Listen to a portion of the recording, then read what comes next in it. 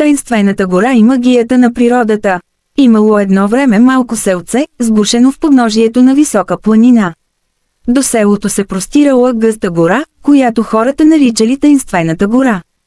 Никой не се осмелявал да влезе дълбоко в нея, защото се носели легенди, че там живеят мистични същества и че гората пази своите тайни. Веднъж, едно смело момиче на име Ели решило да открие истината за Тайнствената гора.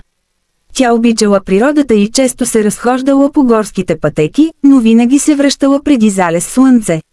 Една сутрин обаче, когато тръгнала на поредната си разходка, тя видяла странни светлинки да проблесват между дърветата. Какво ли е това, зачудила се Ели и последвала светлинките. Колкото понавътре в гората вървяла, толкова покрасива ставала природата около нея. Високи дървета с блестящи листа, цветя, които сякаш пеели нежна мелодия, и поточета с кристално чиста вода. Но най-интересното било, че гората сякаш оживявала около нея. Изведнъж пред Ели изскочило малко същество горски дух с прозрачно-зелени крила и усмивка на лицето. Добре дошла в сърцето на Тайнствената гора, казал духът, аз съм Нимус, пазителят на тази магическа земя. Ели го погледнала с широко отворени очи. Магическа? Как така? Нимус кимнал. Тази гора е пълна с магията на природата. Дърветата тук могат да говорят, цветята лекуват, а животните разбират човешката реч. Но малцина са достойни да открият тази тайна. Докато вървели заедно, Нимус разказвал на Ели за различните същества, които живеели в гората светулки, които пазели звездния прах, вълшебни елени с златни рога и древни дървета, които помнели истории от хиляди години.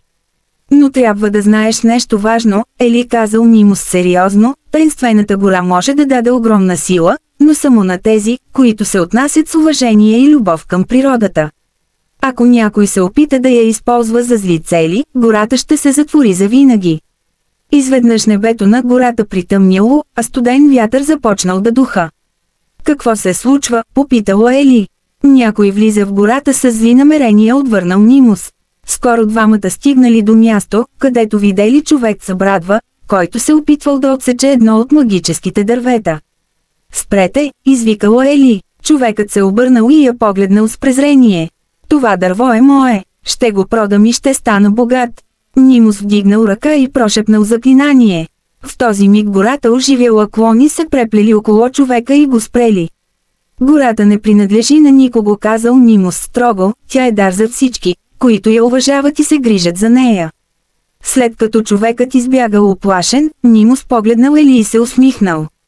Ти доказа, че имаш чисто сърце. Гората ти се доверява и ти подарява своята тайна. Ели усетила топлина в сърцето си и разбрала, че вече е част от магията на Тайнствената гора.